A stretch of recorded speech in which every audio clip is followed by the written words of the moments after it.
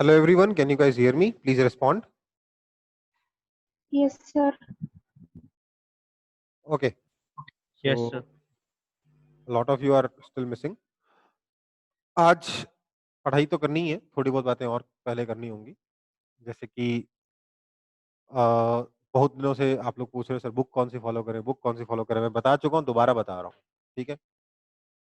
School boards के लिए SL रोड़ा तो ये सबको लेनी है। This is compulsory for everyone, ठीक है? This is compulsory for everyone. Then comes to exams, NEET and JEE Main. NEET के लिए डीसी पांडे नीट लेना है, ठीक है? जेईई मेन के लिए डीसी पांडे जेईई मेन लेना है, ठीक? डीसी पांडे अरिहंत की बुक है, अरिहंत के पब्लिकेशन है, डीसी पांडे ऑथर का नाम है, पब्लिकेशन का नाम अरिहंत है, ठीक है? इसके बाद अगर डीसी पांडे नीट आप जब खत्म कर लेते हो फिजिक्स में, मैं ये सिर्फ फिजिक्स के लिए बता रहा हूँ, तो डीसी पांडे का ही जेईई मेन ले लेंगे नीट वाले स्टूडेंट्स और डीसी पांडे का ही नीट ले लेंगे जेईई मेन वाले स्टूडेंट्स। सुनिए बात को, ऐसा क्यों कह रहा हूँ मैं? नीट और जेईई मेन का लेवल लगभग लगभग सेम है। इन दोनों में क्वेश्चंस भी कुछ के मतलब करीब करीब 40% सेम होंगे, मतलब इन दोनों बुक्स में। मोस्टली ये बुक जो है आपकी प्रैक्टिस के लिए है। दिस इज फॉर मतलब प्रैक्टिस पर्पस के लिए, इसे थ्योरी नहीं पढ़नी है, ठीक है? थ्योरी आपको पढ़नी है एसएल अरोड़ा से, जो नीट की तैयारी कर रहे हैं और जो जेईई मेन की तैयारी कर रहे हैं, दोनों को मेनली थ्योरी किससे पढ़नी है? एसएल अरोड़ा से। और उसके बाद मेरी थ्योरी पे रिलाई करना है, जो मैं क्लास में पढ़ा रहा हूँ उस पर रिलाई करना है, ठीक है? ये दो चीजें आपकी फिजिक्स की थ्योरी के लिए काफी है, ठीक? अगर आप नीट और जेईई मेन के लिए जा रहे हैं। इसके अलावा आपको एक और बुक जो कंपलसरी है वो है एचसी वर्मा। ये सबके लिए कंपलसरी है, क्योंकि कुछ चीजें मैं बोलूंगा आपको रीडिंग लगानी है एचसी वर्मा से, ठीक है? कुछ चीजें आप रीडिंग लगाओगे, जब भी लगाओगे कहाँ से लगाओगे? एचसी वर्मा से लगाओगे। इसलिए एचसी वर्मा भी सबके पास होनी चाहिए रीडिंग लगाने के लिए, ठीक? जेई मेन के स्टूडेंट्स पहले जेई मेन करेंगे, ठीक है? ये हो जाता है, टाइम बचता है। नीट के लिए नीट वाली बुक ले लेंगे, प्रैक्टिस करेंगे, ठीक है? Again this is only for practice. Theory के लिए आप मेरे वीडियोस पर, मेरे ऊपर, मेरी क्लासरूम के नोट्स पर रिलाई करोगे, ठीक है? और एचसी वर्मा और एसएल अरोड़ा से आप सपोर्ट लोगे, ठीक है ना? कोई एक बुक आपको, अगर आप बोलोगे सर मुझे एक बुक बता दीजिए जिसको करने से मेरा जेईई मेन भी हो जाए, मेरा बोर्ड भी हो जाए, ऐसा कोई बुक नहीं, ठीक है ना? आपका फिजिक्स ऐसा सब्जेक्ट है जिसमें कोई भी बुक आपकी थ्योरी कंप्लीट नहीं कर सकता। उसमें आपको टीचर पर ही ज़्यादा रिलाई करना पड़ता है। केमिस्ट्री में बुक्स होती हैं, केमिस्ट्री में बुक्स पे ज़्यादा रिलाई करना होता है, फिजिक्स में टीचर पे ज़्यादा रिलाई करना होता है, ठीक है बेटा? ओके, तो एचसी वर्मा हो गया। अब बात आती है उन स्टूडेंट्स की जो जेईई एडवांस की तैयारी करते हैं। जो जेईई एडवांस की तैयारी कर रहे हैं वो नीट वाली बुक नहीं लेंगे, वो बीएम शर्मा लेंगे, ठीक है? अब सर मुझे समझ में नहीं आ रहा कि कौन सी मैं कैसे डिसाइड करूं कि मेरे को जेईई मेन की तैयारी करनी है कि जेईई एडवांस की तैयारी करनी है? नीट वालों का तो क्लियर है, सर मेडिकल में इंटरेस्ट है, तैयारी करनी मेडिकल की, तो नीट ही एग्जाम है और कोई एग्जाम नहीं है। पर इंजीनियरिंग में प्रॉब्लम है, सर जेईई मेन की तैयारी करनी है कि जेईई एडवांस की तैयारी करनी है, समझ नहीं आता, है ना? तो उसका मेरा एक सीधा सा फॉर्मूला है। जब आपने डीसी पांडे जेईई मेन वाली बुक आप सॉल्व कर रहे हो, 2 चैप्टर आप सिर्फ इसी से ट्राई करेंगे, ठीक है? 2 चैप्टर आप सिर्फ इसी से ट्राई करेंगे। हमारे मॉड्यूल तो है ही है ना? मैंने जो मॉड्यूल प्रोवाइड किया है, जो क्वेश्चन बैंक प्रोवाइड किया है, वो तो है ही है। क्वेश्चन बैंक तो सबके पास है। आप एक क्वेश्चन बैंक ट्राई करेंगे, आप ये डीसी पांडे का जेईई मेन वाला बुक ट्राई ट्राई करेंगे। अगर आप इसमें 80% से ऊपर क्वेश्चन सॉल्व करने में सक्सेसफुल होते हो पहले 3-4 चैप्टर्स में, देन आप जे एडवांस की तैयारी के बारे में सोच सकते हो। अगर आप उसमें 80% क्वेश्चन सॉल्व नहीं कर पा रहे हो, देन इट्स बेटर कि आप जेईई मेन पर ही फोकस करिए और ईजियर क्वेश्चंस के कॉन्सेप्ट और अच्छे बनाने के लिए नीट वाली बुक वो करिए। क्या है ना बेटा, समझो, कोई भी बुक जो मार्केट में है वो अपने आप को सेल कैसे करती है, पहले इस चीज को समझिए।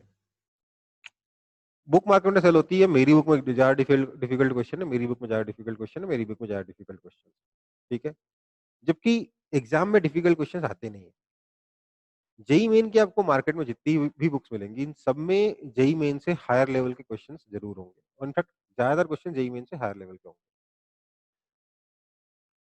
बट आपको जेईई मेन के लेवल के क्वेश्चंस भी सॉल्व करने हैं और वो क्वेश्चंस आपको नीट की बुक में मिलेंगे, ठीक है? समझ में आई बात? कोई दिक्कत? अब देखो, डीसी पांडे जेईई मेन की ट्राई कर रहे हो, अगर 80% से ऊपर हो जा रहा है मतलब आप जेईई मेन का लेवल पे आपकी तैयारी सही जा रही है, इसको और आप अच्छे लेवल पे जा सकते हो, then you can try BM Sharma to complete your JEE advance theory, ठीक है? जेईई एडवांस की प्रिपरेशन कंप्लीट करने के लिए। बट अगर आप इसमें लेट्स से लेस देन 70% कर पा रहे हो, डीसी पांडे जेईई मेन वाला, then it's better to move to NEET वाली बुक, मतलब नीट वाली बुक पे जाना है, नीट की तैयारी नहीं करनी, नीट वाली बुक पे जाना है सिर्फ फिजिक्स के लिए। क्यों? क्योंकि नीट वाली बुक से जेईई मेन में डायरेक्ट क्वेश्चंस आ रहे हैं, ठीक है? तो आप ये बुक कर लोगे, आपकी जेईई मेन की तैयारी फिजिक्स में कंप्लीट हो जाएगी, ठीक? अब एक बार फिर से बात करता हूँ नीट वाले स्टूडेंट्स की, जो नीट के स्टूडेंट्स हैं, वो जब डीसी पांडे नीट बनाए और इसमें से अगर ग्रेटर देन 80% क्वेश्चंस आप सॉल्व कर पा रहे हो, देन तो आपको जेईई मेन की बुक की प्रैक्टिस करके आपके फिजिक्स के कॉन्सेप्ट्स को और स्ट्रॉन्ग करना है। बट अगर आप ये नहीं कर पा रहे हो, तो इट्स बेटर कि आप नीट की ही लेवल की एक और बुक ले लो, जैसे कि एमटीजी का भी आता है, सेम टू सेम नीट की प्रिपरेशन के लिए एमटीजी की बुक भी आती है और लेट्स से आप लेस देन 50% कर पा रहे हो, तो ये लेने की भी जरूरत नहीं है, then move to another book that is NCERT at fingertips, NCERT at fingertips, ये भी एमटीजी की ही है, ठीक है? अरे यार कुछ लोग 2 सवाल जवाब दिए ना।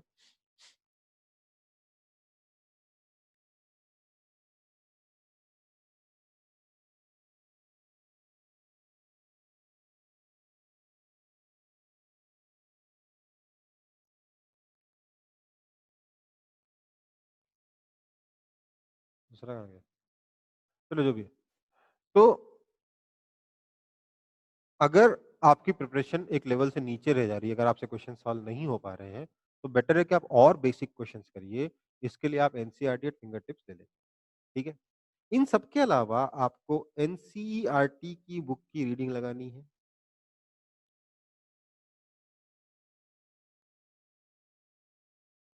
ठीक है?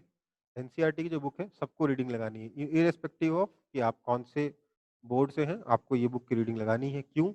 क्योंकि जेईई मेन में कई बार डायरेक्ट क्वेश्चन एनसीईआरटी की बुक के अंदर से आते हैं, ठीक है? ये एनसीईआरटी की बुक की रीडिंग ज़्यादा इंपॉर्टेंट है बायोलॉजी में एंड केमिस्ट्री में, बट वो किस किस तरीके से इंपॉर्टेंट है, ये आपको रेस्पेक्टिव टीचर्स ही बताएँगे, ठीक है? बट एनसीईआरटी की बुक आपको फिजिक्स में भी रीडिंग लगानी है, ठीक है? तो 3 बुक्स कंपल्सरी हो गई, कौन-कौन सी? एन एनसीईआरटी, एचसी वर्मा और एसएल अरोड़ा, ये 3 बुक्स तो सबके लिए कंपल्सरी है, चाहे आप किसी कॉम्पिटिशन की तैयारी कर रहे हो, चाहे नहीं कर रहे हो। अगर कॉम्पिटिशन की तैयारी नहीं कर रहे हो तो एचसी वर्मा कंपल्सरी नहीं, बट अदरवाइज़ कंपल्सरी है। इसके बाद नीट के लिए नीट वाले ये डीसी पांडे नीट लोगे, अच्छा कर रहे होगे अगर उस बुक में क्वेश्चन ज़्यादा सॉल्व कर पा रहे हो, अगर टेस्ट में अच्छा परफॉर्म कर रहे होगे, तो और अच्छा इम्प्रूव करने के लिए जेईई मेन वाली बुक भी सॉल्व करोगे। अगर नहीं कर पा रहे हो अच्छा, तो एमटीजी, अगर एवरेज कर पा रहे हो तो एमटीजी वाली बुक लेके और प्रैक्टिस करोगे नीट के लेवल पर ही। और अगर पुअर परफॉर्मेंस जा रही है, तो इससे और ईज़ियर बुक जो कि एनसीईआरटी एट फिंगर टिप्स है, उस पे आप शिफ्ट कर सकते हैं। ठीक है? जेईई मेन के students DC Pandey JEE Main करेंगे, ठीक है? अगर तैयारी ठीक-ठाक जा रही है, तो साथ में नीट वाली मतलब अ, अगर तैयारी अच्छी जा रही है, ग्रेटर देन 80% क्वेश्चन आप सॉल्व कर पा रहे हो, देन आप जेईई एडवांस की तैयारी कर रहे हो, सोच सकते हो, देन आपको बीएम शर्मा की बुक सॉल्व करनी होगी, इससे रीडिंग भी लगानी होगी, ठीक है? प्लस इसमें रीडिंग के लिए एक और बुक बता दे रहा हूँ आपको, क्या नाम है उस बुक का?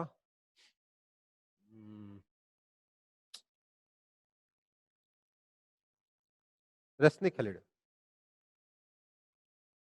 रेस्निक हेलिडे वॉकर, ठीक है। ये सिर्फ रीडिंग है, इससे प्रैक्टिस नहीं है। समझ में आई बात? सिर्फ रीडिंग है, इसके क्वेश्चन सॉल्व नहीं करने, सिर्फ रीडिंग लगानी है इस बुक से। और ध्यान दीजिएगा, रेस्निक दो आती है, एक होता है एक है ओरिजिनल वाली और एक है आपकी जेई एडवांस के हिसाब से मॉडिफाइड वाली। आपको कौन सी लेनी है? जेई एडवांस के हिसाब से मॉडिफाइड वाली, ठीक है। रेस्निक दो आती है, रेस्निक हेल्डे वॉकर दो आती है मार्केट में, बता दे रहा हूँ, ठीक है। बट इसमें आपको मॉडिफाइड वर्जन लेना है, जो अपने इंडिया की पढ़ाई के हिसाब से, जेई एडवांस के हिसाब से जिसको मॉडिफाई किया गया, ठीक है। अब इसके अलावा क्वेश्चन बैंक तो सबको सॉल्व करना ही है, इसमें कोई वो क्वेश्चन वाली बात नहीं है। जो बच्चे जेई मेन की बुक में अच्छा परफॉर्म नहीं कर पा रहे हैं, वो जेई मेन के साथ साथ नीट की बुक भी ले लेंगे, सेम डीसी पांडे की, तो जिससे भी आपकी प्रैक्टिस और इजियर क्वेश्चंस की और बेसिक्स में अच्छे से हो जाएगी, ठीक है। ये आपकी बुक्स के बारे में। अब बात आती है सिलेबस के बारे में। बहुत लोग पूछ रहे थे फोन कर करके ऑफिस में कि सर सिलेबस में जो रिडक्शन हुआ है उसका क्या करना है, उसका क्या करना है, उसका क्या करना है। देखो,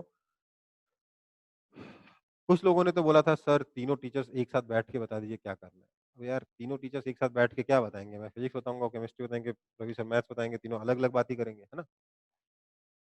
मैं आपको फिजिक्स के बारे में बता रहा हूँ, केमिस्ट्री वाले सर केमिस्ट्री के बारे में बताएंगे, मैथ्स वाले सर मैथ्स के बारे में बताएंगे। मैं मैथ्स और केमिस्ट्री में एक्सपर्ट नहीं हूँ, मुझे मैथ्स केमिस्ट्री के बारे में कुछ खास आइडिया नहीं है, उसका सिलेबस कैसा चलता है नहीं आइडिया है। केमिस्ट्री के बारे में खास तौर से नहीं, मैथ्स के बारे में फिर भी हल्का फुल्का आइडिया। तो अ, ध्यान दीजिए, अगर आपको अ, आपका सिलेबस अगर रिड्यूस हुआ है, सिलेबस रिडक्शन जो हुआ है,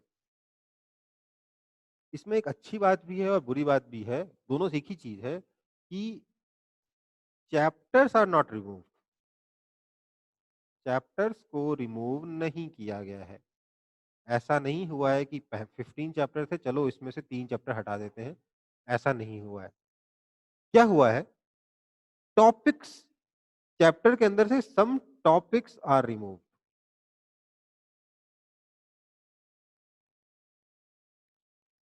ठीक है। अब अगर टॉपिक रिमूव किए गए हैं तो इसमें एक प्रॉब्लम ये हो जाती है कि सर वो टॉपिक, एक मान लीजिए क्वेश्चन चैप्टर नंबर 4 से रिमूव कर दिया गया है, पर अगर चैप्टर नंबर 6 में उसका यूज हो गया तो क्या करें? समझ में आई बात?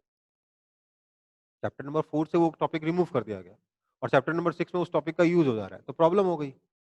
इनफैक्ट अगर आप ध्यान से पढ़ोगे सीबीएसई की गाइडलाइंस को, तो उसने मेंशन किया है कि even though this topics are remove from the syllabus, the teachers are advised to teach this topics anyway to the students so that their understanding do not have any holes और any, मतलब समझ गए, कोई गड्ढे नहीं उनके knowledge में। मतलब ये है कि आपका जो,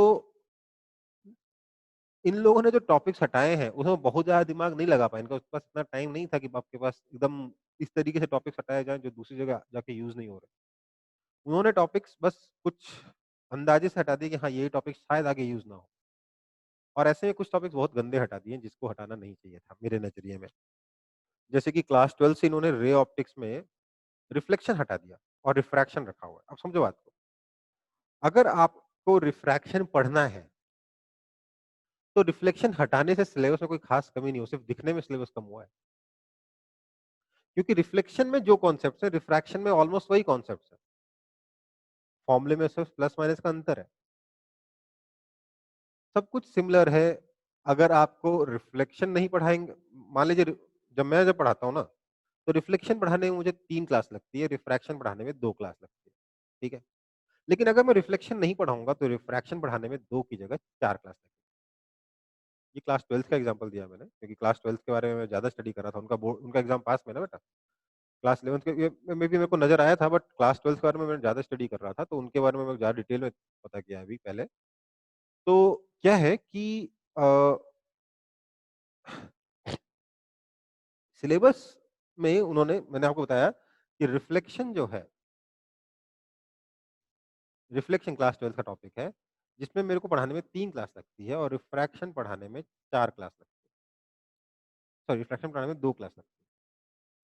बट अगर मैं रिफ्लेक्शन ना पढ़ाऊं, अगर मैं इसको 0 क्लास दूँ तो सिर्फ रिफ्रैक्शन पढ़ाने में मुझे 4 क्लास एनीवेज लग जाएँगी। तो मुझे बताइए, मैं रिफ्लेक्शन नहीं पढ़ा के कोई भला नहीं कर रहा हूँ स्टूडेंट्स का, उल्टा उनके रिफ्रैक्शन चैप्टर को डिफिकल्ट बना दे रहा हूँ। मुझे 4 क्लास लगेंगी, मेरा 1 क्लास का टाइम बचेगा, बट स्टूडेंट को समझने में और ज़्यादा टाइम लगेगा। घर से कई चीज़ें समझ नहीं आएँगी। होता क्या है, रिफ्लेक्शन में कुछ बेसिक कॉन्सेप्ट पढ़ा दिए, उसमें बच्चों ने न्यूमेरिकल कर लिए, देन रिफ्रैक्शन पढ़ाया, तो अब रिफ्रैक्शन पढ़ते वक़्त बेसिक कॉन्सेप्ट्स क्लियर है। अब रिफ्रैक्शन पढ़ते वक़्त उनको बेसिक भी पढ़ना है, हायर लेवल भी पढ़ना है, सब कुछ एक ही बार में लर्न करना है, बहुत दिक्कत हो जाएगी स्टूडेंट्स को, उल्टा डिफिकल्ट हो जाएगा। तो अब इसमें भी इसमें मैं क्या करने वाला हूँ आप समझिए। I will teach the whole syllabus, ठीक है? तो we will cover the whole syllabus so that to develop your understanding, so that we can develop your understanding.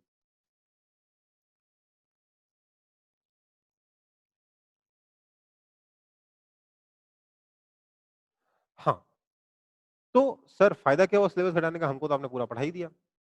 फायदा ये है कि you do not have to don't you do not have to learn the topics as thoroughly as required earlier.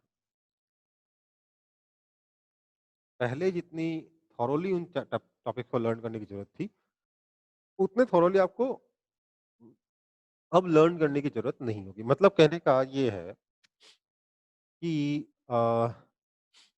Reflection मैं पढ़ाऊँगा पूरा, ठीक है? But इसमें कुछ ऐसे फ़ॉर्मूले आते हैं जो बहुत ज़्यादा रिफ्लेक्शन के स्पेसिफिक होते हैं, ठीक है?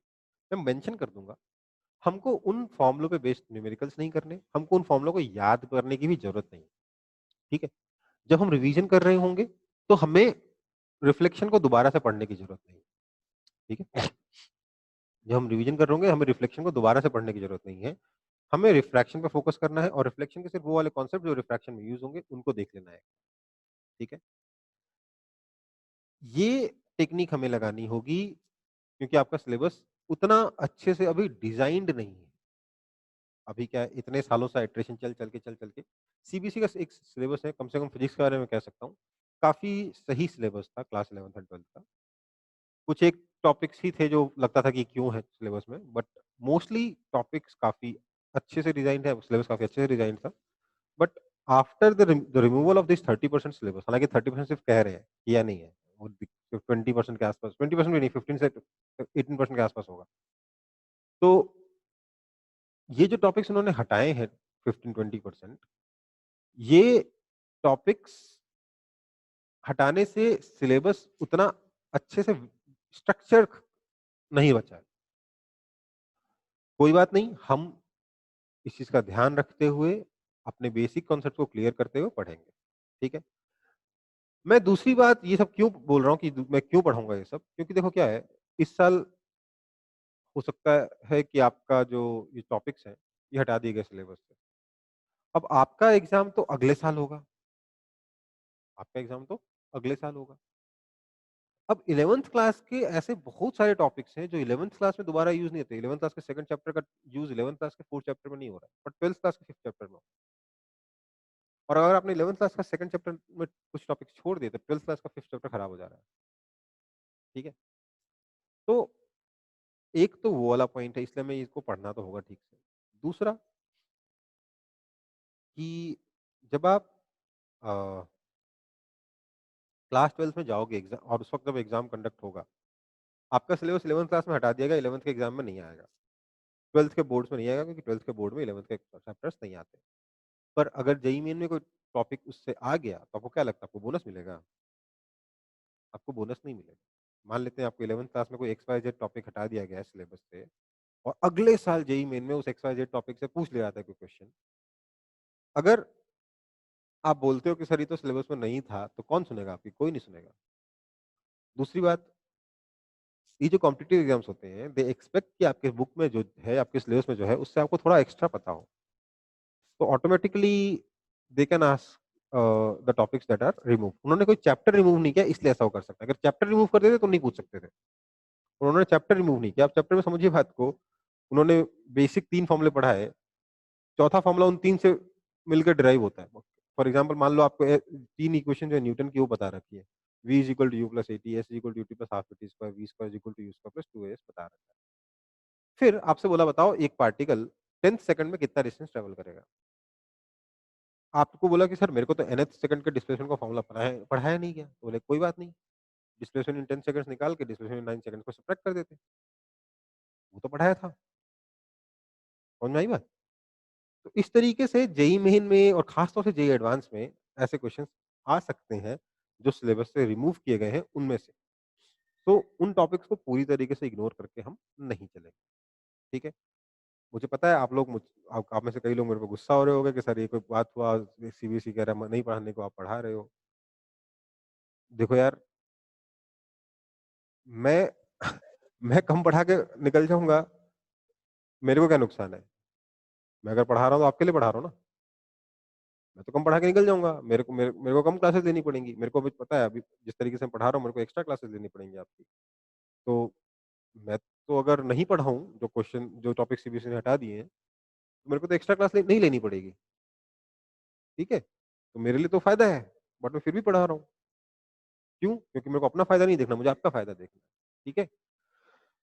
चलो, तो बात बहुत हो गई, अब आगे बढ़ते हैं।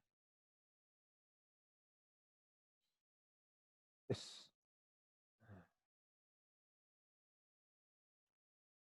हम अब नया चैप्टर शुरू करेंगे, जिसका नाम है रिलेटिव मोशन, ठीक है?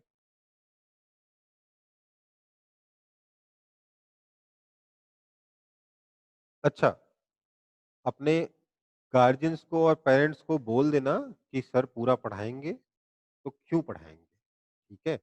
बार-बार इनको यार फ़ोन करके बहुत तंग करते हो आप लोग।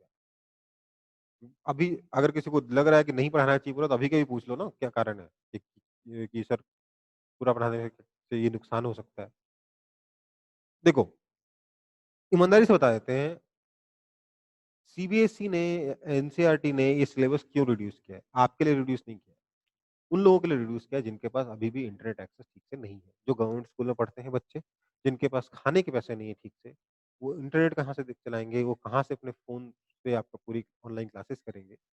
उन बच्चों के लिए सीबीएसई ने क्या किया है, सिलेबस को रिड्यूस कर दिया, ठीक है? ताकि उनको थोड़ा सहूलियत मिले। आप लोगों को आराम पहुँचाने की कोई इंटेंशन नहीं थी सीबीएसई की, ठीक है? आप लोग अगर सब लोगों का इंटरनेट होता, वो सब लोगों का टीवी होता, सीबीएसई बोलता है एक काम करो स्कूल बंद करते हैं, हम टीवी पे प्रोग्राम की तरह पढ़ा देंगे, कोई दिक्कत ही नहीं है, सारे बच्चे पढ़ लेंगे टीवी से ही, है ना? बट ऐसा क्यों नहीं कर पा रहे? क्योंकि सबके पास टीवी भी नहीं है। चलो,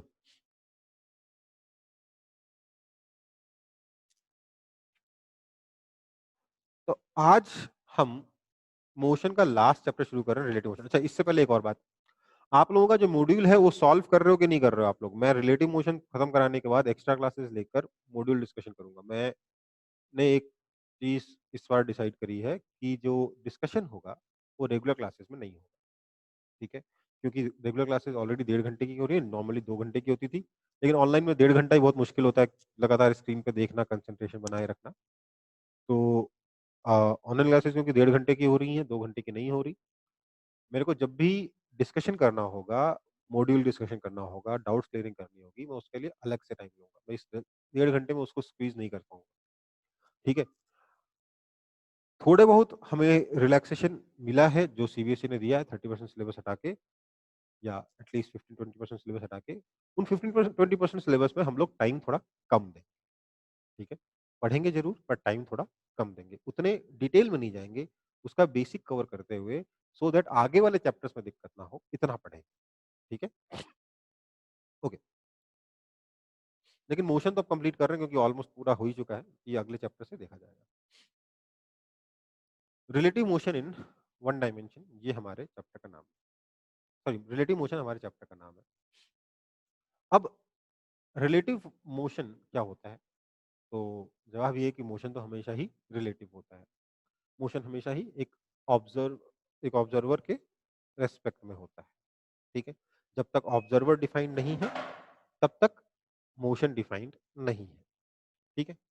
इसको समझने के लिए हमने यहाँ पर एक एग्जांपल लिया है,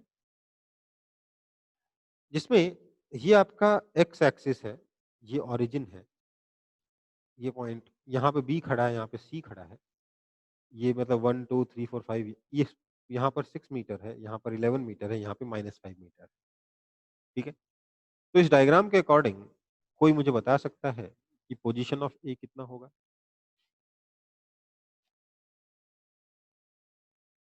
कोई तो बोल दो, कभी तो बोल दो। मैं इतनी देर से भाषण दिया जा रहा हूँ, किसी ने -5 पोजीशन ऑफ ए कितना होगा? -5। अच्छा, पोजीशन ऑफ बी कितना होगा? +6 with respect to origin. +6। 6. और पोजीशन ऑफ सी कितना होगा? +11, है ना? नाउ अब मैं लिख रहा हूँ position of B with respect to A. इसको लिखा कैसे जाता है? पोजीशन को x से रिप्रेजेंट करें तो x of b as seen by a। ये क्या होगा? a के अकॉर्डिंग b की पोजीशन क्या होगी, बताएगा कोई? +11 +11 a के अकॉर्डिंग b कितना आगे खड़ा है? b पॉजिटिव एक्स डायरेक्शन में 5 + 6 11 मीटर्स पे खड़ा है, इसलिए ये 11 मीटर होगा, ठीक है? सब कुछ मीटर में है, मैं सिर्फ नंबर लिख दे रहा हूँ। अच्छा, position of c as seen by b क्या होगा? c की position as seen by b क्या होगी? +5 +5. +5 +5 होगी, है ना? और position of A as seen by B क्या होगी? 6 -11. 5 6 + 5 11, लेकिन नेगेटिव डायरेक्शन में तो -11, है ना? अगर हम डायरेक्टली इसको समझना चाहें तो ऐसे भी लिख सकते हैं कि position of B as seen by A is equal to position of B minus position of A. इससे भी आ जाएगा कि नहीं आ जाएगा? पोजीशन ऑफ बी में से पोजीशन ऑफ ए सब्ट्रैक्ट कर दोगे तो position of B as seen by A आ जाएगा, है ना? Similarly position of P as seen by Q, कोई भी दो चीजें हैं, कोई भी दो पार्टिकल्स हैं, पी और क्यू, तो position of P as seen by Q is equal to position of P minus position of Q, है ना? ये हमारा बेसिक फॉर्मूला हुआ रिलेटिव मोशन का, कि जो रिलेटिव पोजीशन है, relative position of A as seen by B is equal to position of A minus position of B, ठीक है? फटाफट कॉपी कर लेंगे इसको सब लोग।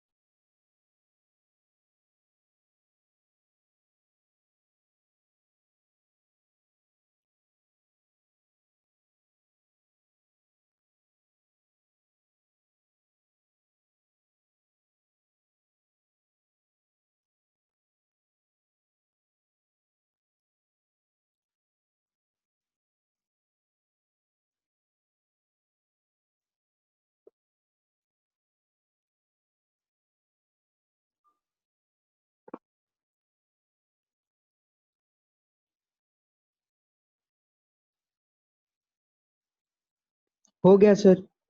हो गया? ओके, हो गया सर. ठीक है। तो बेसिकली हमने अगर एक पार्टिकल की पोजीशन पता हो तो हम दूसरे पार्टिकल की पोजीशन कैसे निकालेंगे देख लिया। पर इसमें एक छोटी सी प्रॉब्लम है। प्रॉब्लम क्या है कि सर ये position of B is equal to 6 का मेरे को कोई खास मतलब समझ में नहीं आ रहा कि पोजीशन ऑफ बी 6 कैसे हो सकता है या 6 मीटर कैसे हो सकता है?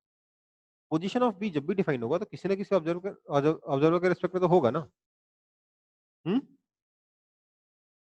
आया ना? हाँ sir. Yes Yes sir sir. तो सिर्फ पोजीशन ऑफ बी लिखने का तो कोई मतलब नहीं है। जब हम यहाँ पे लिख रहे हैं तो इट्स एज्यूम्ड कि जो रेफरेंस फ्रेम हमने ड्रॉ कर रखा है उस रेफरेंस फ्रेम के हिसाब से position of B plus 6, right. यहाँ पे हमारे दिमाग में एक ऑलरेडी अजम्पशन चल रहा है ना, समझ में आई बात। बट मान Yes, sir. लेते हैं एक ई यहाँ होता है और ए यहाँ होता है, कुछ लिखा हुआ नहीं है। अब आपसे बोला बताओ position of B with respect to A क्या होगा, तो क्या करोगे आप? Position of B minus position of A निकालेंगे, क्या हो जाएगा? कुछ निकलेगा क्या? नहीं ना। ना तो पोजीशन ऑफ बी पता है ना पोजीशन ऑफ ए पता, सबट्रैक्ट कैसे करेंगे? एक्चुअली उसके लिए आपको चाहिए होगा एक रेफरेंस फ्रेम। क्या चाहिए होगा? एक रेफरेंस फ्रेम। मान लेते हैं ये एक सक्सेस हमारा रेफरेंस फ्रेम है, यहाँ पे अपना ऑब्जर्वर है। रेफरेंस फ्रेम होगा तो ऑब्जर्वर होगा ना, जीरो पे रखा है। तो ये हो जाएगा पोजीशन ऑफ ए, ये हो जाएगा position of B. Position of B with respect to A is equal to position of B minus position of A. तो एक्चुअली हमें ऐसा लिखना चाहिए कि position of B with respect to A is equal to position of B with respect to some observer, let's say उसका नाम रख देते हैं Q P, minus position of, मान लेते हैं यहाँ पे रखा, ओरिजिन पे रखा था, पड़ा कौन था, आदमी कौन था, पी था, minus position of A with respect to same observer P. ये एक्चुअली फॉर्मूला है, ये इसी का सिंप्लीफाइड वर्जन है जिसमें हमने इस पी को हटा रखा है। समझ में आई बात? बेसिकली जब हम निकाल रहे हैं position of B with respect to A, हम लिख तो रहे हैं position of B minus position of A, but इसका मीनिंग क्या है कि position of B with respect to some observer minus position of A with respect to same observer. समझ में आई बात? Position of B with respect to A is position of B with respect to an observer P minus position of A with respect to same observer P। ठीक है, समझ में आया कि नहीं आया? यस सर, समझ गए। Yes, sir. Okay Yes, sir. Okay बेटा।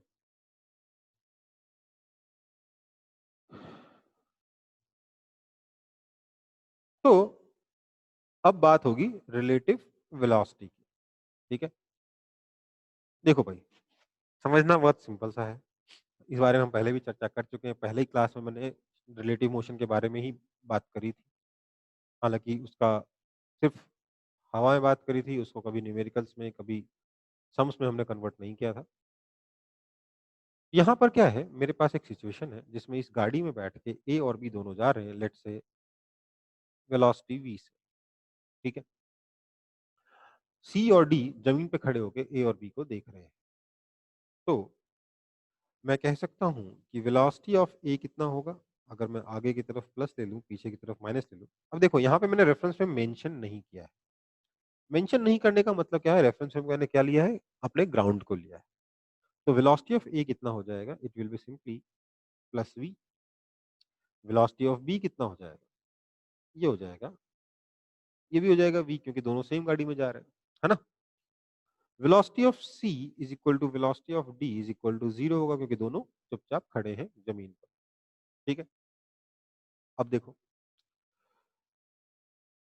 हमें निकालना है कि velocity of a as seen by b कितना है। मान लेते हैं ये निकालना है, या चलो यही निकालना है, इसका फॉर्मूला निकालना है। इसको छोड़ो, गलत बोल गया मैं। यहाँ देखिए, अगर मैं b से पूछूं इस सिचुएशन में a के बारे में कि भाई बी बता ए कितनी वेलोसिटी से मूव कर रहा है, तो बी क्या बोलेगा, समझिए बात को। बी बोलेगा, let's begin with the definition of motion. Motion की डेफिनेशन है कि if position of a body changes with respect to time, changes with respect to an observer with passing time, then we say object is moving. ठीक है, या simply if position of a body changes with time then we say object is, the body is moving. ठीक है, तो B बोलेगा ए की position अभी क्या है, तो बोलेगा मेरे से एक सीट आगे बैठा है ए, मतलब इस सीट की लेंथ मान लेते दोनों के बीच डिस्टेंस आपका 1 मीटर है, लेट्स से। तो बी से मैं बोलूँ बताओ ए की पोजीशन क्या है, तो बी बोलेगा ए की पोजीशन है 1 मीटर आगे। अगर मैं आधे घंटे बाद बी से ए की पोजीशन पूछूं तो बी क्या बोलेगा, 1 मीटर आगे। मतलब ए की initial position as seen by B क्या थी, 1 मीटर आगे, और आधे घंटे बाद क्या थी, 1 मीटर आगे। तो चेंज इन पोजीशन क्या हो गया, 1 मीटर आगे माइनस 1 मीटर आगे, दैट इज इक्वल टू 0। तो position of A as seen by B has not changed. ये हमेशा ही एक सीट आगे बैठा था, ए बी के हिसाब से ए हमेशा एक सीट आगे बैठा था, सो बी के अकॉर्डिंग ए की पोजीशन टाइम के साथ चेंज नहीं हो रही। इसका मतलब बी के अकॉर्डिंग ए मूव नहीं कर रहा है, ए रेस्ट पर है। ठीक है, तो बी कह रहा है ए रेस्ट पे, बिल्कुल सिमिलर लॉजिक से ए कह रहा है बी रेस्ट पर है, सी कह रहा है डी रेस्ट पर है, डी कह रहा है सी रेस्ट पर है। लेकिन सी और डी दोनों क्या कह रहे हैं, ए और बी आगे की तरफ जा रहे हैं कार के साथ वेलोसिटी वी से। एट द सेम टाइम ए और बी क्या कह रहे हैं, अरे वो देखो पीछे चला गया, अरे वो बंदा अरे उस बंदे को देखा, बोले कौन, अरे वो जो पीछे चला गया। ऐसे बात करते कि नहीं करते कार में बैठे? हाँ, मतलब ए और बी के अकॉर्डिंग ये सी और डी पीछे जा रहे हैं। ठीक है, समझ में आई बात? तो बेसिकली इस सिचुएशन में मैं बोलूंगा कि velocity of A as seen by B is zero, velocity of B as seen by A is equal to zero. ठीक है, दूसरा velocity of c as seen by d is equal to 0, velocity of d as seen by c is equal to 0। और क्या बोलूंगा, velocity of a as seen by c is equal to v, velocity of a as seen by d is also equal to v। ठीक है, इसका मतलब क्या हुआ? अच्छा, एट द सेम टाइम मैं ये भी कह सकता हूं कि velocity of c as seen by a is minus. ठीक है, a के अकॉर्डिंग c पीछे जा रहा है उतनी वेलोसिटी, है ना? तो ये सारी चीजें हम लोग इस पर्टिकुलर केस के बारे में समझ सकते हैं। ठीक है, तो ये तो काफी आसान केस था, मतलब बिल्कुल दो, ये जब ए और बी मूव कर रहे थे सेम स्पीड से मूव कर रहे थे, सी और डी दोनों खड़े ही थे। पर अगर चीजें अलग अलग स्पीड से मूव करें, अलग अलग वेलोसिटी से मूव करें, तो क्या होगा? तो हम वेलोसिटी की अगर हमें रिलेटिव वेलोसिटी निकालनी है तो हम बेसिकली वेलोसिटी की डेफिनेशन यूज करेंगे। क्या यूज करेंगे? डेफिनेशन यूज करेंगे। रिलेटिव वेलोसिटी की या वेलोसिटी की डेफिनेशन क्या है? Rate of change of position, है ना? उसी डेफिनेशन के हिसाब से मैं बोलूंगा कि velocity of A as seen by B की डेफिनेशन क्या हो जाएगी? Rate of change of position of A as seen by B. हाँ या ना? इसमें किसी को आपत्ति हो तो बोल दो।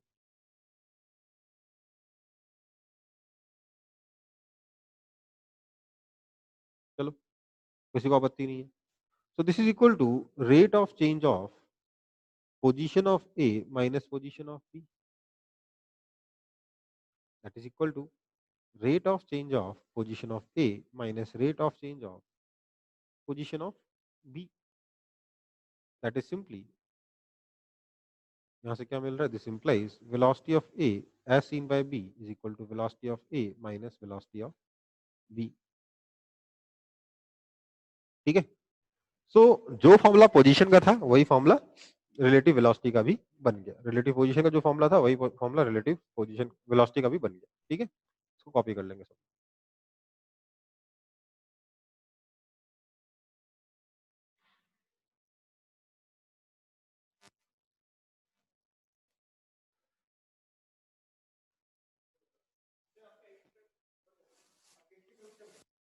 सैटरडे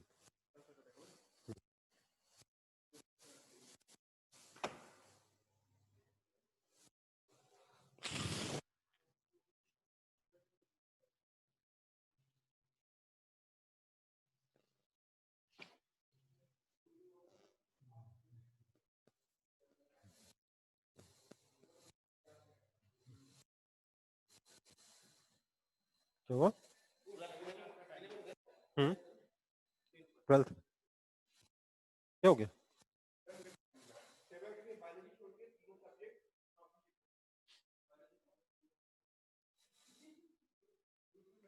क्या शाम को कैसे शिफ्ट हो गया?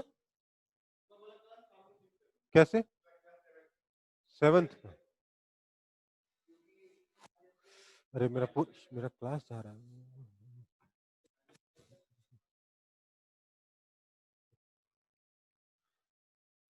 अच्छा, आवाज तो सारी रिकॉर्ड हुई होगी यहाँ पे।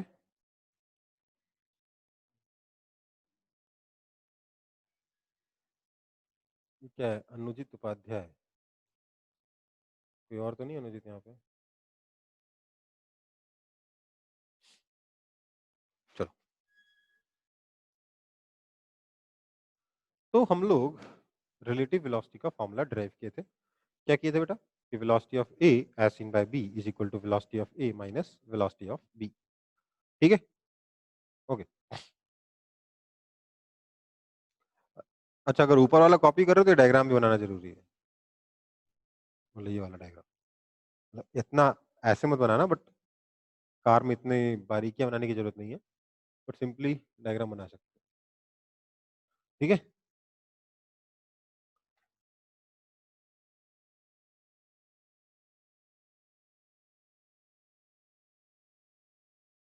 तो अब हम कुछ क्वेश्चंस करेंगे।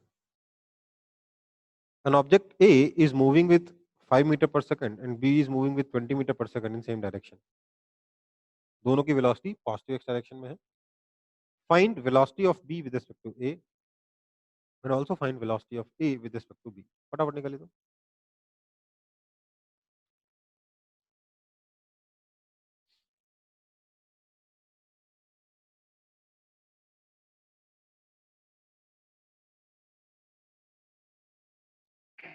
सर फर्स्ट वाला 15 मीटर पर सेकंड। So first 15, दूसरा -15. हम्म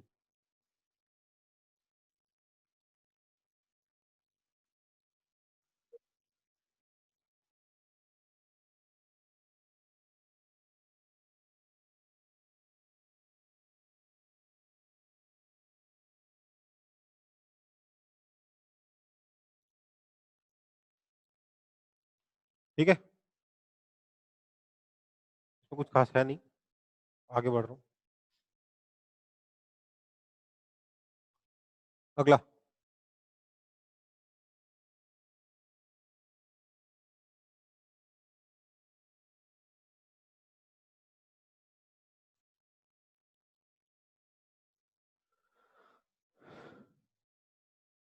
ट्वेंटी टू मीटर पर सेकंड फर्स्ट वाला। दूसरा का भी 22 ही आएगा फिर। देखिए, इसको सॉल्व करने के लिए हमें किसी एक डायरेक्शन को पॉजिटिव, एक डायरेक्शन को नेगेटिव मानना पड़ेगा, ठीक है। तो ऐसे में फर्स्ट पार्ट का आंसर क्या हो जाएगा, velocity of A as seen by B is equal to velocity of A minus velocity of B, that is equal to 10 minus -12, that is equal to 22 metres per second. ध्यान दीजिएगा, यहाँ पे sign convention के हिसाब से subtraction होगा, समझ में आया। सीधे 10 -12 करके 2 नहीं लिखोगे, -2 नहीं लिखोगे इसे, ठीक है। क्या करोगे, 10 माइनस -12 होगा, क्योंकि ये वेलोसिटी नेगेटिव डायरेक्शन में। Second part, velocity of B as seen by A क्या हो जाएगा, velocity of B is -12 minus velocity of A is minus velocity of A is 10, that is equal to -22 metres per second. तो इन दोनों example से आपने एक चीज सीखा, क्या, कि velocity of A as seen by B is equal to minus times velocity of B as seen by A, ठीक है।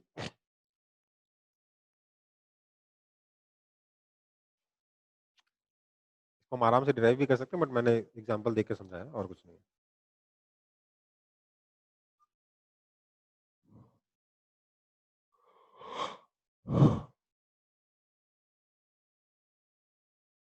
कोई दिक्कत है इसमें?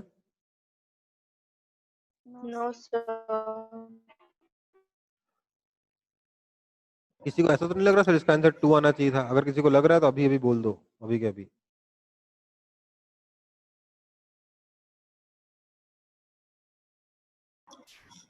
सर मंडे को क्या पढ़ाए थे, क्लास अटेंड नहीं कर पाए थे उस दिन।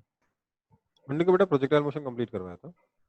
सर वीडियो अभी तक अपलोड नहीं हुआ है तो देख लेते बेटा उसको। वीडियो को इस बार एडिट करना पड़ा, क्योंकि कुछ लोगों ने क्लास में बदतमीजी करी थी, उसको हटाना पड़ा, तो आज शाम तक अपलोड हो जाएगा, ठीक है। ठीक है सर, थैंक यू सर।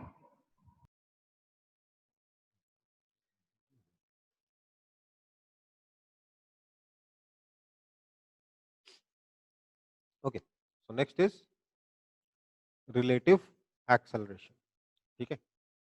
इसमें हम बात करेंगे acceleration of A as seen by B. तो ये कैसे निकलेगा, ये निकल जाएगा rate of change of velocity of A as seen by B, that is equal to rate of change of velocity of A minus velocity of B, that is equal to acceleration of A minus acceleration of B. तो acceleration का भी वही formula आया जो कि position का था, जो कि वेलोसिटी का था, ठीक है। acceleration of A as seen by B, या फिर acceleration of A with respect to B is acceleration of A minus acceleration of B.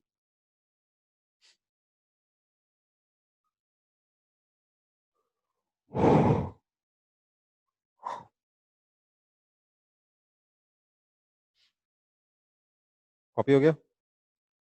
So next is equations of motion if relative acceleration is constant. अगर relative acceleration constant हो जाए उस case में equations of motion कैसे काम करेंगे?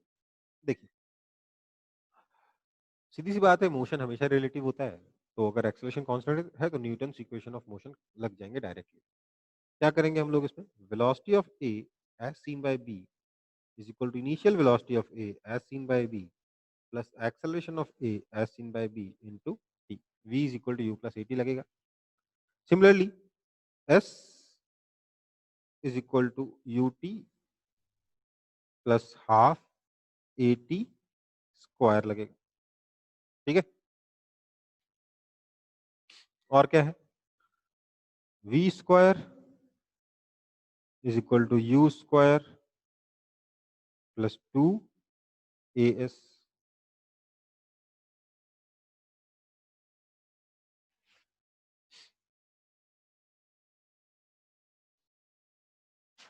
अच्छा, S क्या आएगा? एस ए बी आएगा। ठीक है, बेसिकली डिस्प्लेसमेंट भी ये काम करेगा। Displacement of A with respect to B is equal to displacement of A minus displacement of B, ये भी काम करेगा।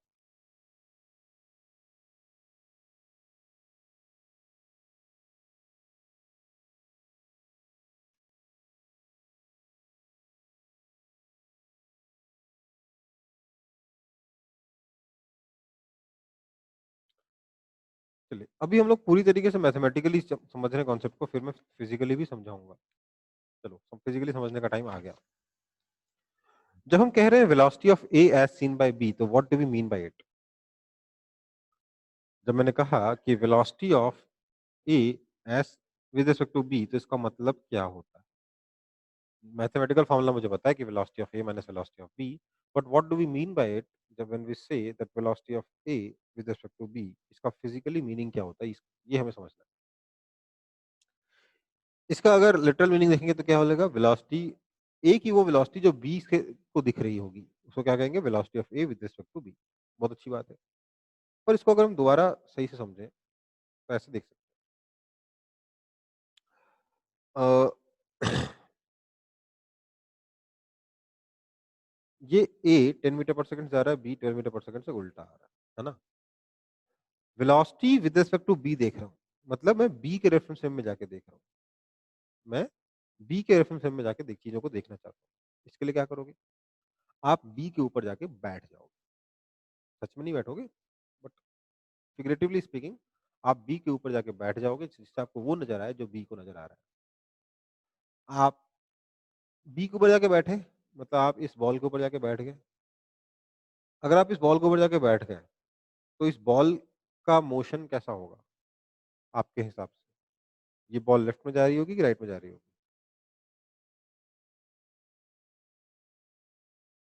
Left side. ये बॉल रुक जाएगी, ये बॉल रेस्ट पे आ जाएगी। ठीक है, जैसे ही आप बी के रेफरेंस में गए, बी रेस्ट पे आ जाएगा आपके अकॉर्डिंग। बात को समझो, जब आप गाड़ी में बैठे हो, गाड़ी भले ही जमीन से देखने पर, या मान लो आप ट्रेन में बैठे हो, ट्रेन भले ही जमीन से बैठ कर देखने पर 300 किलोमीटर पर आवर की स्पीड से चलते हुए नजर आए, पर अगर आप गाड़ी के अंदर बैठे हो, आपको क्या नजर आएगा? गाड़ी रेस्ट पर है, सड़क पीछे जा रही है, पेड़ पीछे जा रहे हैं, जानवर पीछे जा रहे हैं, पटरी पीछे जा रही है। ये नजर आएगा ना, है ना?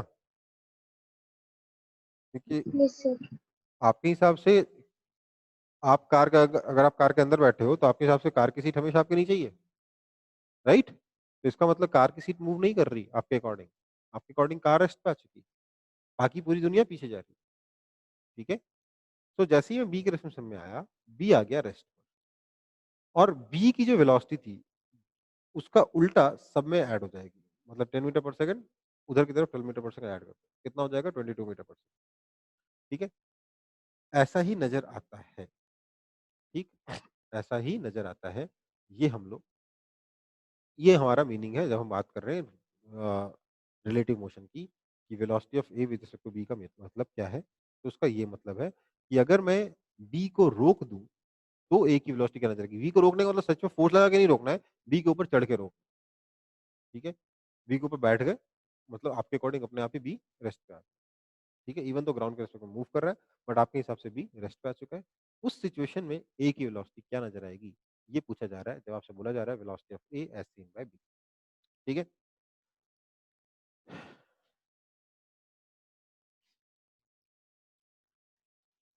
तो अब इस पे कुछ प्रॉब्लम्स करेंगे।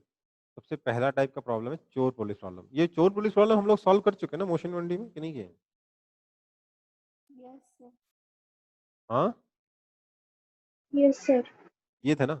अब उसको दोबारा करें और इस बार देखेंगे कि चोर पुलिस प्रॉब्लम कितना आसान हो गया। पहले भी आसान था बट अब और ज्यादा आसान होता है। देखिए क्या है, क्वेश्चन दे रखा है कि police is chasing a thief with velocity 10 metre पर second while thief is 100 meter ahead and running with velocity 5 meter per second. Find the time after which police catches the thief. क्या बोल रहा है? ये police है, ये चोर है।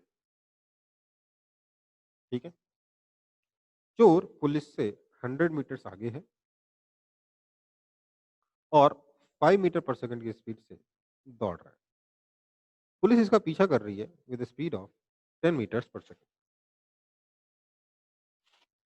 हमें बताना है कि कितने टाइम के बाद पुलिस इस चोर को पकड़ लेगी। ठीक है, अब जरा याद करिए जब हम ग्राउंड रिलेशनशिप में क्वेश्चन को सॉल्व करते थे तो हम क्या करते? हम बोलते थे चोर आगे जाएगा, ये हो जाएगा डिस्प्लेसमेंट ऑफ थीफ, पुलिस पीछे से आगे आएगी, ये हो जाएगा डिस्प्लेसमेंट ऑफ पुलिस। हम कहेंगे displacement of police is equal to displacement of thief plus 100 metre. हाँ है ना, ये करते थे। ये हमारा कहाँ केस में था? ग्राउंड रेफरेंस में था। ये हम पहले ही कर चुके हैं, इसलिए अब मैं इसके बारे में चर्चा नहीं करूंगा, ये पहले हम सॉल्व कर चुके हैं। मैं अब इस क्वेश्चन को कैसे अप्रोच करूंगा? What I will do is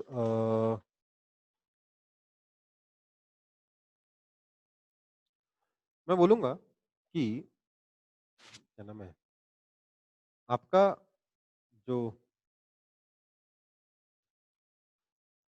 thief के रेफरेंस में अगर मैं सिचुएशन को देखता हूं तो इन reference of thief, in reference of thief क्या हो रहा है? जैसे ही मैं थीफ के रेफरेंस में गया, थीफ क्या आ गया? रेस्ट पे आ गया, है ना? यही मतलब है ना, जैसे थीफ के रेफरेंस में गया, थीफ क्या हो गया? रेस्ट पे आ गया। मतलब थीफ चुपचाप अपना बैठा है, चुपचाप बैठा है। ठीक है, पुलिस आ रही है आगे की तरफ, ये पुलिस है। पुलिस की velocity with respect to thief क्या हो जाएगी? Velocity of police as seen by thief हो जाएगा। और डिस्टेंस तो 100 मीटर था ही था, है ना? तो velocity of police as seen by thief का फॉर्मूला क्या है? Velocity of police minus velocity of thief that is equal to 10 minus 5 is equal to 5 metres per second. ठीक है, फिर बोलेंगे कि अगर पुलिस चोर को पकड़ना चाहती है तो पुलिस को यहाँ से यहाँ आके चोर को पकड़ना है। मतलब displacement of police as seen by thief कितना हो जाएगा? 100 metre. And this has to be equal to velocity of police as seen by thief into time. So this implies 100 meter is equal to velocity of police as seen by thief, which is 5 meter per second into time. This implies time taken is equal to 20 seconds. तो 20 second में जाके police चोर को पकड़ लेगी। ठीक है बेटा, कॉपी कर लेंगे।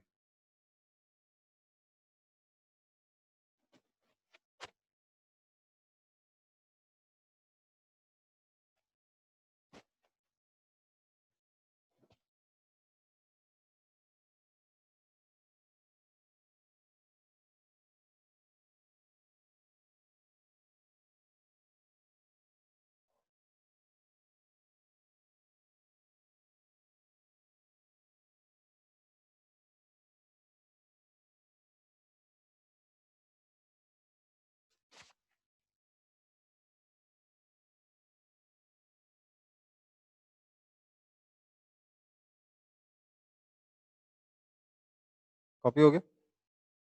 अब हम लोग एक और तरीके से क्वेश्चन सॉल्व करेंगे। बेसिकली तरीका सेम है, बस फिर भी मैं आपको ये समझाना चाह रहा हूँ कि दूसरे तरीके से भी आप इसको कर सकते हो। अगर मैं सेम क्वेश्चन को सॉल्व करना चाहूँ इन रेफरेंस ऑफ पुलिस, तो जैसे ही मैं पुलिस के रेफरेंस में गया पुलिस आ गई रेस्ट पर, ये रहा थीफ, दोनों के बीच में डिस्टेंस है 100 मीटर। अगर अगर थीफ अपने आप को पुलिस को पकड़ाना चाहता है तो displacement of thief as seen by police is equal to -100 metre होना पड़ेगा। मतलब बेसिकली पुलिस बैठी रहेगी, थीफ जाके अपने आप को अरेस्ट करवा देगा, ये सिचुएशन होने वाली है। ऐसे में velocity of thief as seen by police कितनी है? वेलोसिटी ऑफ थीफ हो जाएगी 5 माइनस वेलोसिटी ऑफ पुलिस हो जाएगी 10। तो 5 minus 10 is equal to -5 metres per second. अब मैं लिखूंगा displacement of thief as seen by police is equal to velocity of thief as seen by police into time. This implies time is equal to कितना आ जाएगा इस बार भी? 20 seconds आ जाएगा। तो बेसिकली ये हमारा सॉल्यूशन होगा अगर हम पुलिस के रेफरेंस में जाके देखेंगे तो। ठीक है, कॉपी कर लेंगे फटाफट।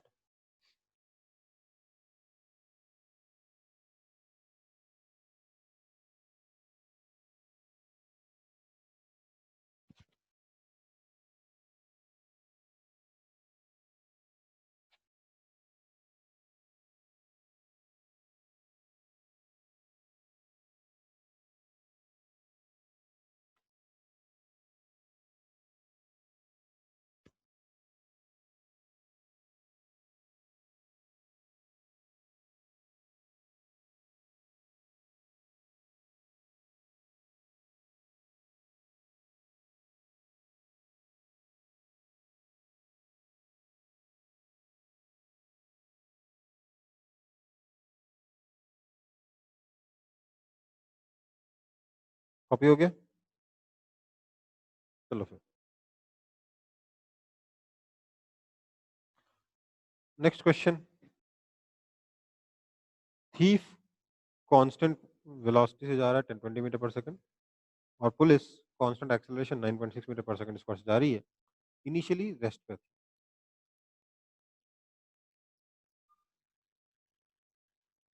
हमें बताना है कि ये पुलिस चोर को कितनी देर में पकड़ लेगी।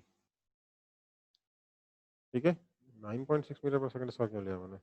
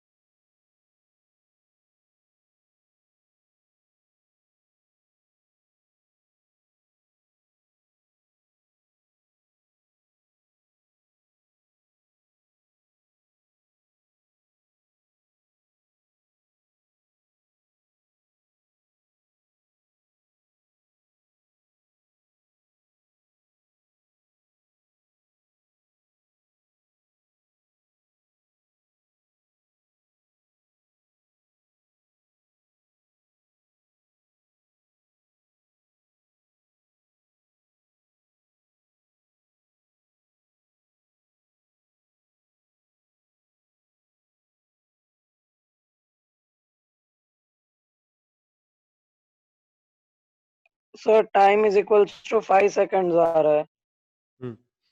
कैसे करेंगे? हम बोलेंगे इन रेफरेंस ऑफ थीफ।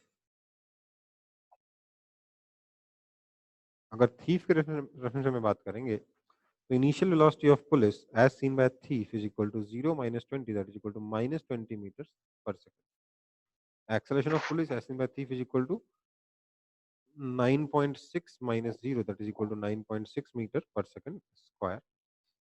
हमें displacement of police as seen by thief भी पता है 20 मीटर होगा। टाइम निकालना है, क्या लगाएंगे? S is equal to t plus half A T square formula लगाएंगे, आंसर आ जाएगा। ठीक है,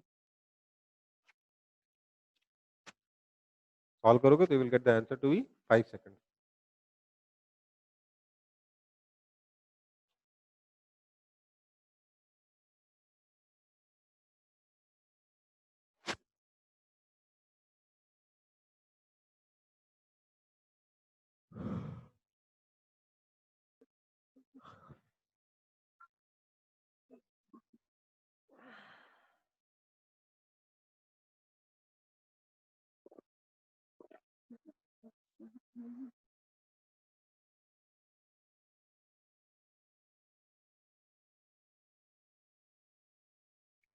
ठीक है।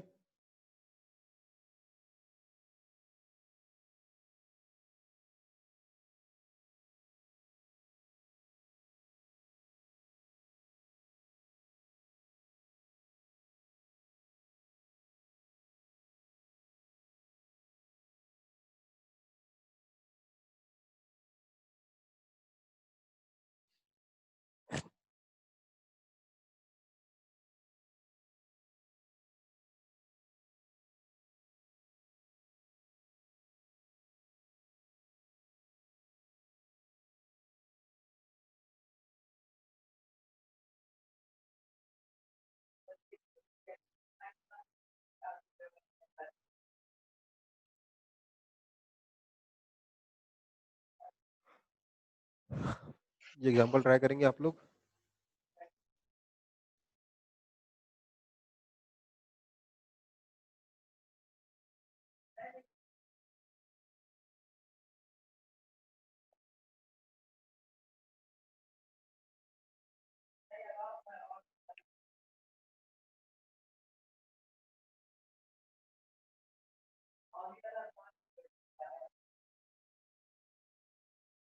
सर आंसर 5 मीटर आ रहा है।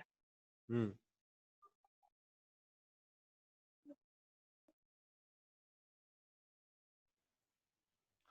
देखो, एक तरीका तो ये हो गया कि डिस्प्लेसमेंट ऑफ बी निकालो माइनस डिस्प्लेसमेंट ऑफ ए निकालो। ये एक मेथड है। मेथड 2 क्या हो सकता है, जो हम रिलेटिव मोशन से करेंगे। हम बोलेंगे initial velocity of B as seen by A is equal to 10 minus 5 that is equal to 5 meters per second. Acceleration of b as seen by a is equal to minus g that is equal to minus 10 meter per second square. Sorry, गलत हो गया। Acceleration of b as seen by a is equal to minus g minus g, क्योंकि दोनों का acceleration downward direction में g था, so acceleration क्या हो गया, रिलेटिव जीरो हो गया। तो इसलिए डिस्प्लेसमेंट क्या हो जाएगा, अगर एक्सेलरेशन जीरो है मतलब वेलोसिटी कांस्टेंट है, तो displacement is equal to velocity into time that is equal to simply 5 metres. ठीक है।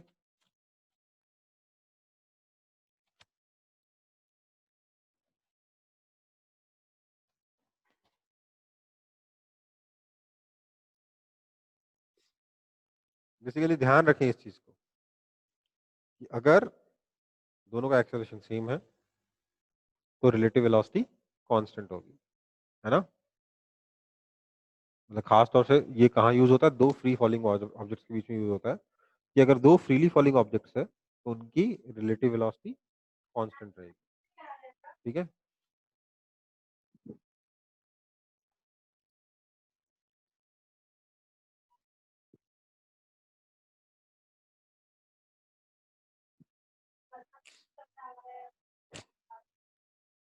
तो जाके ले आओ ना। क्या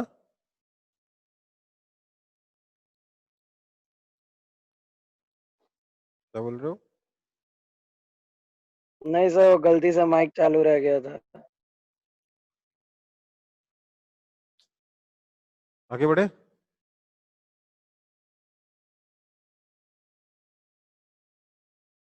एग्जाम्पल नंबर 6 ट्राई करेंगे सब लोग।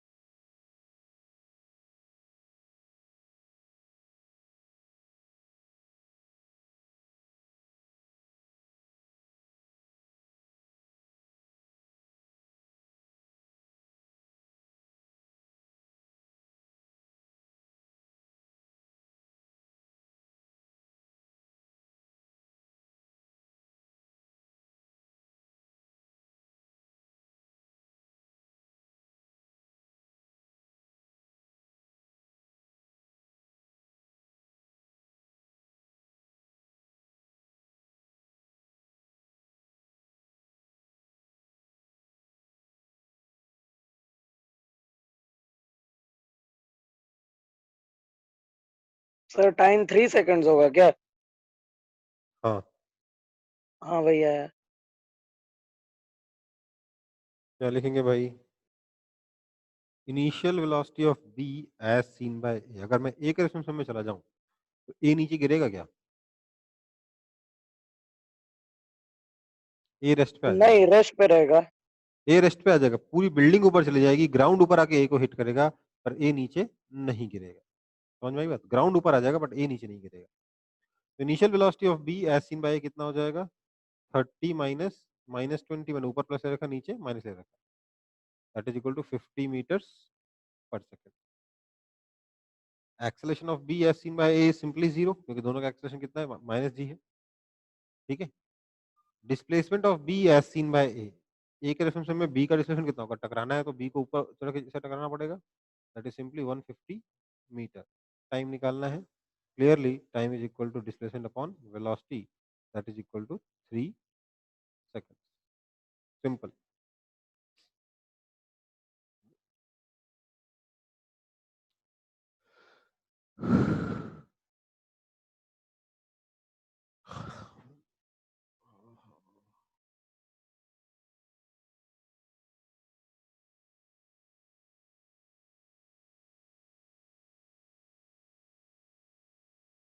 कॉपी हुआ?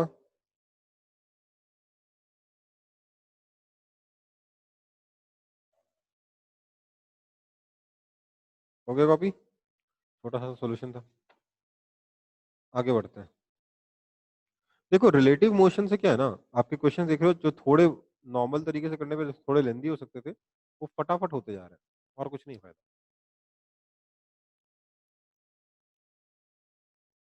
तो now let's move to relative motion in 2 dimension. Relative motion in 2 dimension. अभी तक हम लोग रिलेटिव मोशन 1 डायमेंशन में पढ़ रहे थे, अब पढ़ेंगे रिलेटिव मोशन इन 2 डायमेंशन। देखो क्या है, मेरे पास ये एक्स एक्सिस है, वाई एक्सिस है, ऑब्जर्वर है, यहाँ ए है, यहाँ बी है, ए की position R A vector, B की पोजीशन आर बी वेक्टर, ये सब दे रखा है। मुझे बताओ position of B as seen by A क्या होगा? क्या मैं position of B as seen by A को इस एरो से रिप्रेजेंट कर सकता हूँ? हाँ या ना? Yes, sir. तो ये हो गया position of B as seen by A vector. Now अगर मैं यहाँ पे ट्राइंगल लॉ ऑफ एडिशन लगाऊं, मुझे आर बी वेक्टर निकालना था ना, तो मैंने ट्राइंगल लॉ ऑफ एडिशन लगाया। ट्राइंगल लॉ क्या कह रहा है कि R B vector is equal to R A vector plus R B A vector. हाँ या ना? कह रहा है कि नहीं कह रहा?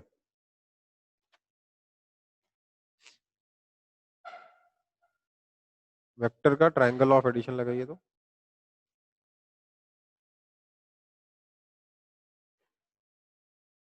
नहीं दिख रहा आप लोगों को? Yes, sir. और Yes, किसी को? sir. और किसी को नहीं दिखा?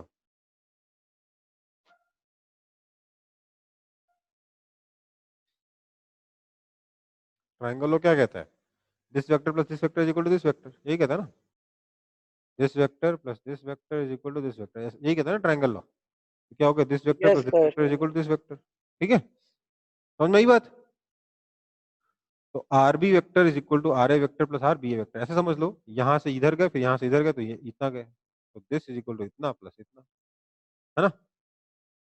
This implies R B A vector को मैं R B vector minus R A vector कह सकता हूँ। हाँ या ना?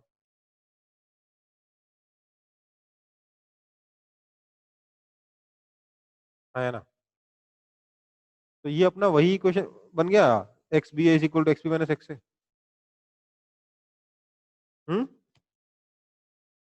वही यस रिलेशन, सर। बस वेक्टर लगाना है, बाकी रिलेशन सेम टू सेम है। कॉपी कर लो।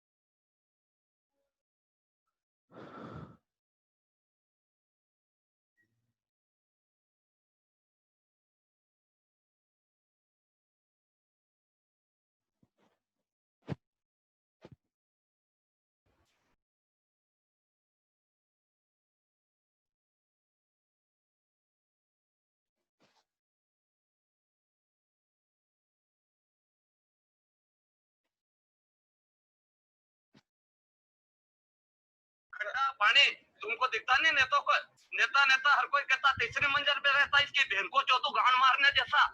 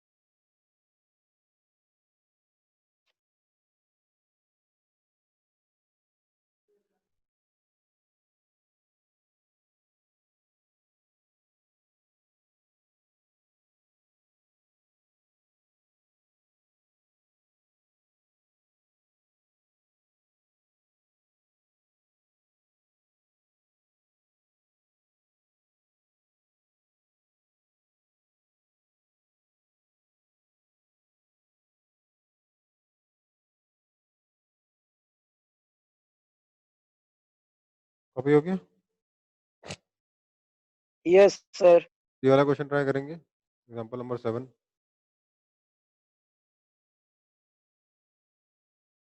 अच्छा, पिछले वाले में एक चीज बच गई, ये पोजीशन आ गया तो सिमिलरली इसको डिफरेंशिएट करके क्या मिल जाएगा, velocity of B as seen by A is equal to velocity of B minus velocity of A.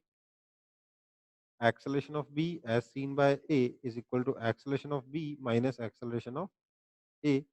और इसी से हम लोग ये भी निकाल सकते हैं कि displacement of A as seen by B is equal to displacement of A minus displacement of B. तो ये सारे फॉर्मूले वही रह गए जो हम लोगों ने 1D में पढ़े थे, बस वेक्टर एडिशन सब्ट्रैक्शन हो जाएगा यहाँ पे, और कुछ नहीं फर्क पड़ेगा। ठीक है, अब नेक्स्ट क्वेश्चन ट्राई करेंगे।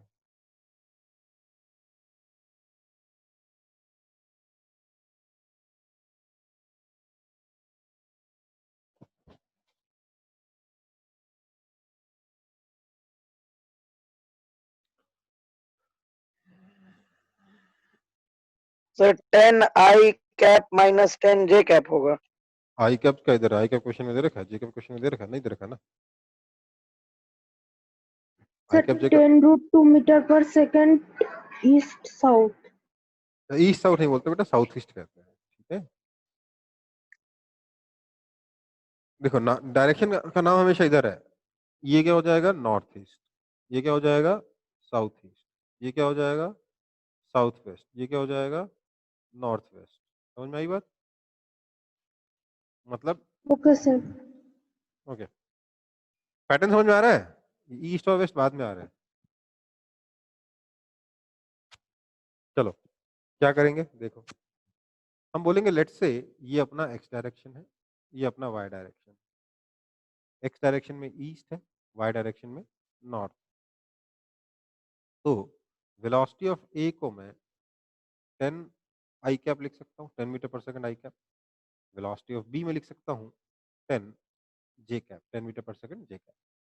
यहाँ से आ जाएगा कि velocity of A as seen by B equals to velocity of A minus velocity of B, which is equal to 10 I cap minus 10 J cap।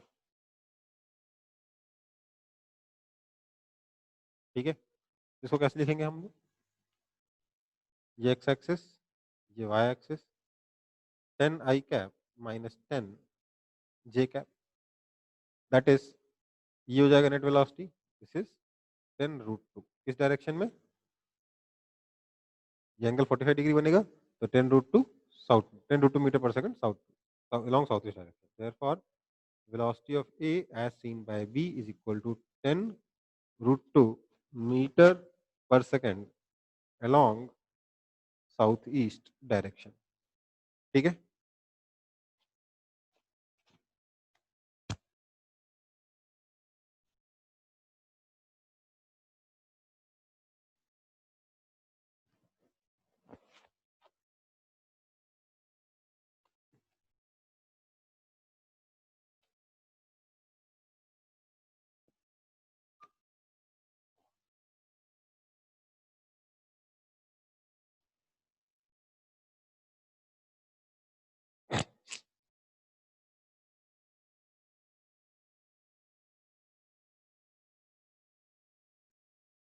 किसी को कोई दिक्कत है इसमें?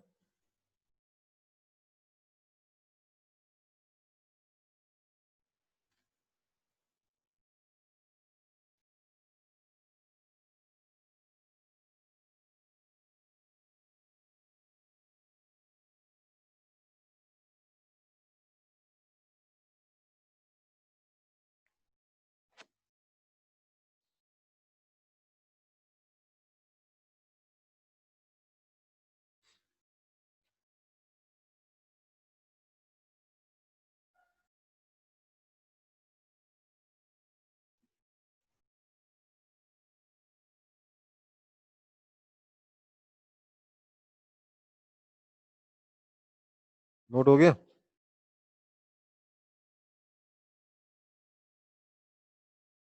ये लास्ट वाला पार्ट समझ में आया? 10 i cap minus 10 j cap को मैंने 10 रूट 2 कैसे कर दिया? Under root of 10 square plus 10 square कितना हो गया? 10 रूट 2 हो गया।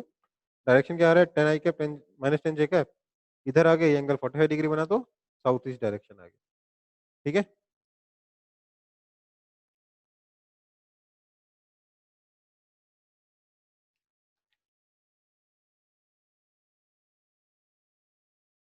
एग्जाम्पल नंबर 8 ट्राई करेंगे।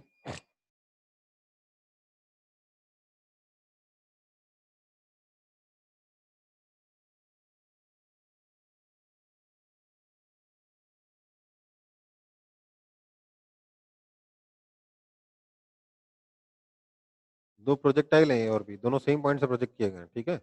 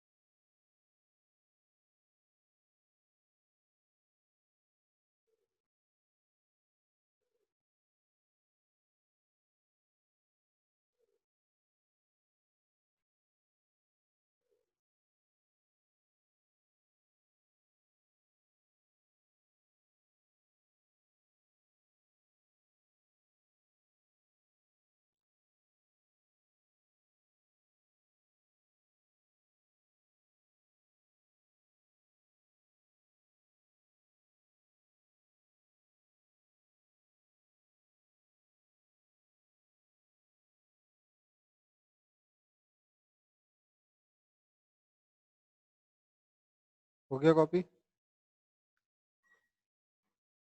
सॉल्व नहीं हुआ ना? देखो भाई, दो प्रोजेक्टाइल के रिलेटिव मोशन के बारे में बात कर रहे हैं, है ना? तो आप मुझे बताइए पहले तो कि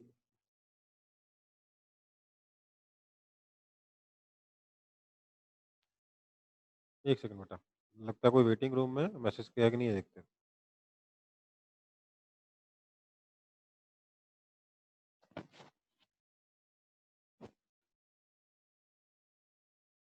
ठीक है, two particles A and B are projected in air. A is thrown with a speed of 30 metre पर सेकंड and B, ठीक है। What is the separation between them after 1 second पूछा गया। देखो भाई, अगर हम यहाँ ध्यान देंगे तो सबसे पहली और इम्पोर्टेंट चीज ये है कि acceleration of A is g vector, acceleration of B is also g vector, therefore acceleration of A as seen by B is 0। ठीक है, इस चीज का ध्यान दीजिए, ये बहुत ही इंपॉर्टेंट चीज है। दो प्रोजेक्टाइल्स का रिलेटिव एक्सेलरेशन हमेशा कितना होगा? 0 होगा। समझ में आई बात? दो प्रोजेक्टाइल्स का रिलेटिव एक्सेलरेशन हमेशा कितना होगा? 0 होगा। इसका मतलब क्या है? इसका मतलब ये हो गया कि velocity of A as seen by B is a constant. ठीक है, velocity of A as seen by B is constant. इसलिए मैं ये लिख सकता हूँ कि separation of A as seen by B is simply, अच्छा इस कांस्टेंट की वैल्यू कैसे निकाली जाएगी? This is simply equal to initial velocity of A as seen by B. So displacement of A as seen by B is simply initial velocity of A as seen by B into time, है ना? कोई दिक्कत? तो हमें बस initial relative velocity निकालनी है, उसको टाइम से मल्टीप्लाई कर देना, डिस्प्लेसमेंट मिल जाएगा। पर इससे पहले मैं एक चीज और करना चाहता हूँ। जैसे ही मैंने कहा कि velocity of A as seen by B is constant, मैंने एक चीज और कह दी कि इसका मतलब ये हो गया कि motion of A as seen by B is along straight line, क्योंकि वेलोसिटी कांस्टेंट होने का मतलब है पाथ स्ट्रेट लाइन है। आया ना? तो बी से देखने पर ए का पाथ क्या लगेगा? बी से देखने पर लगेगा ए एक स्ट्रेट लाइन पाथ के अलॉन्ग जा रहा है, ए से देखने पर लगेगा बी एक स्ट्रेट लाइन पाथ के अलॉन्ग जा रहा है। हालांकि दोनों में से कोई भी स्ट्रेट लाइन पाथ के अलॉन्ग नहीं जा रहे, दोनों के दोनों प्रोजेक्टाइल मोशन कर रहे हैं, दोनों के दोनों पैराबोलिक पाथ पे ट्रैवल कर रहे हैं, बट फिर भी एक दूसरे से देखने पर दोनों का पाथ एक स्ट्रेट लाइन नजर आएगा। ठीक है, क्यों? क्योंकि दोनों रिलेटिव वेलोसिटी कांस्टेंट है। एक बहुत ही इंपॉर्टेंट चीज है, इसको ध्यान रखिएगा। Okay, now displacement of A as seen by B is simply initial velocity of A as seen by B into time, which is equal to, अब मुझे initial velocity of A as seen by B निकालना है। अब मैं बोलूंगा initial velocity of A कितना है? ये हो जाएगा 30 cos 37 degree. now cos 37 degree is 4/5, तो ये हो जाएगा 4/5 मतलब 24 I cap, sin 37 degree is 3/5 plus 18 J cap। initial velocity of B कितना हो जाएगा? 40 cos 53 degree minus I cap मतलब 40 into 3/5, that is 24 minus 24 I cap plus 40 sine 53 degree होता है 4/5, so 40 into 4/5 is 32 J cap. ठीक है, so इसलिए initial velocity of A as seen by B is 24 minus minus 24 is 48 I cap plus plus नहीं minus 14 J cap. ये आपकी initial velocity है A की विद रिस्पेक्ट टू बी। तो इसलिए मैं इसको अगर यहाँ से यहाँ सब्स्टिट्यूट करूँ तो मुझे मिल जाएगा, this implies displacement of A as seen by B is simply 48 I cap minus 14 J cap, क्योंकि टाइम तो है 1 सेकेंड। ठीक है, इसका अगर मैग्नीट्यूड निकालना चाहेंगे तो this implies displacement of A as seen by B का मैग्नीट्यूड हो जाएगा under root of 48 square plus 14 का स्क्वायर। 14 स्क्वायर इज 196, 48 का स्क्वायर क्या हो जाएगा? 50, 48 का स्क्वायर हो जाएगा। अच्छा ये तो पूरा पूरा आ रहा है, that is equal to 50 metres. ये आपका आंसर है।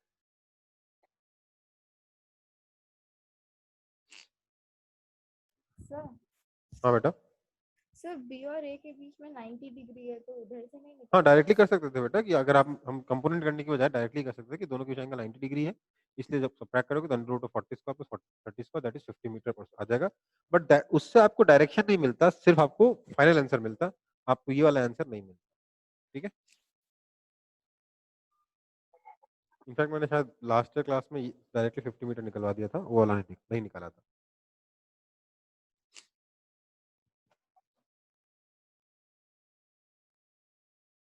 क्या हो गया?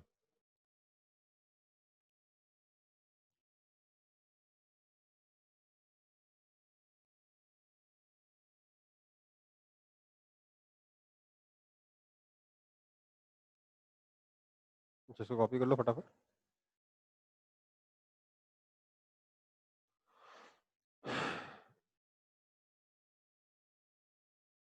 एग्जाम्पल नंबर 9 ट्राई करेंगे जो लोग कॉपी कर चुके हैं वो लोग।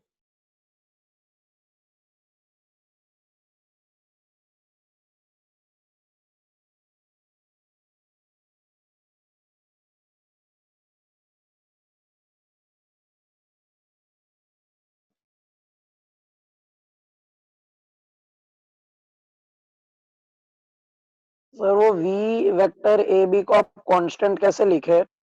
हाँ वो वी वेक्टर ए बी को आप लो- कांस्टेंट कैसे हाँ लिखे? Velocity of A as seen by B को कांस्टेंट इसलिए रखा हूँ क्योंकि acceleration of A as seen by B is zero. अगर एक्सेलरेशन जीरो होगा तो वेलोसिटी कांस्टेंट होगी ना। ठीक है।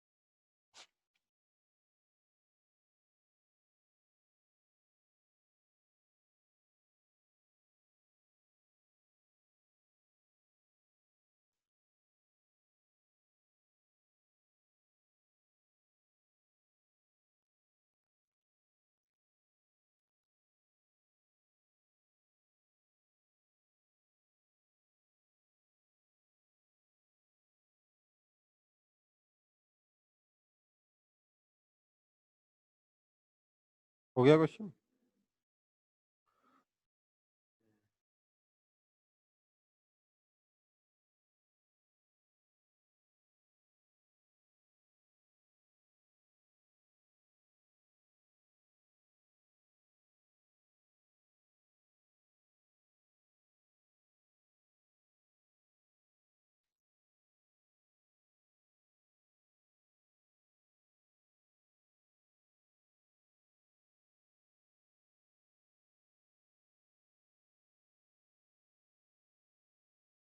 देखो भाई बहुत ही आसान क्वेश्चन है।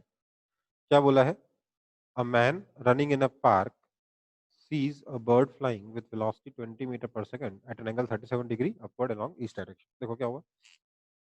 मैन जो कि दौड़ रहा है उसको नजर आया कि बर्ड ऐसे जा अच्छा बर्ड ऐसे जा रही है स्पीड 20 मीटर पर सेकंड से at angle 37 degree upward from the east direction. मतलब इधर आपका ईस्ट डायरेक्शन है, ये आपकी बर्ड ऐसे जा रही है। ठीक है। ये आपका velocity of bird as seen by man. तो अगर मैं velocity of bird as seen by man को कंपोनेंट्स में लिखूं, मैंने इसके लिए क्या किया है, मैंने यहाँ पे एक अपना सिस्टम बनाया है। ईस्ट को मैंने एक्स एक्सिस माना है और अपवर्ड को वाई एक्सिस माना है। ठीक है। ईस्ट मेरा एक्स एक्सिस है, अपवर्ड मेरा वाई एक्सिस है। तो initial velocity of bird as seen by man के कंपोनेंट फॉर्म क्या हो जाएगा? 20 cos 37 degree that is 16 I cap plus 20 sin 37 degree मतलब 12 जे कैप। ठीक है। ये भी कहा गया है कि उस आदमी को दिख रहा है कि ट्री जो है वो 7 मीटर पर सेकंड से ईस्ट की तरफ जा रही है। मतलब कि velocity of tree as seen by man is equal to 7 I cap. Now इसका मतलब क्या हो गया कि velocity of tree minus velocity of man is equal to 7 I cap. अब हमें पता है ट्री तो रेस्ट पे रहता है, इसका मतलब velocity of man is equal to minus 7 I cap. ठीक है। इसको हमने इक्वेशन 1 बना दिया। इससे हमने क्या बोला? दिस इम्प्लाइज यू की लिखा वी है ये। ठीक है। This implies velocity of bird minus velocity of man is equal to 16 I cap plus 12 j cap. ठीक है। This implies velocity of bird minus minus 7, मतलब कि +7 आई cap is equal to 16 I cap plus 12 j cap. This implies velocity of bird is equal to 9 i cap plus 12 j cap. ठीक है, that is equal to, अगर हम देखें इसको तो आ जाएगा 15 मीटर पर second along 53 degree up from east. ठीक है, आप इसको कैलकुलेट करोगे तो आ जाएगा 9 i cap plus 12 j cap. दिखाओगे मैग्नीट्यूड निकालोगे 15 आ जाएगा, फिर 9 i cap, 9 along east and 12 j cap मतलब 12 अपवर्ड. ये एंगल क्या आ जाएगा, 53 डिग्री आ जाएगा. तो 15 मीटर पर सेकंड की स्पीड से 53 at an angle 53 degree upward from east direction. ठीक है ना, ये आपका आंसर हो जाएगा. ठीक है, कॉपी कर लो, कॉपी कर लो, उसके बाद क्लास खत्म करते हैं. ठीक है, नेक्स्ट क्लास में हम लोग थोड़ा सा इस चैप्टर में और अच्छे डिटेल में जाएंगे.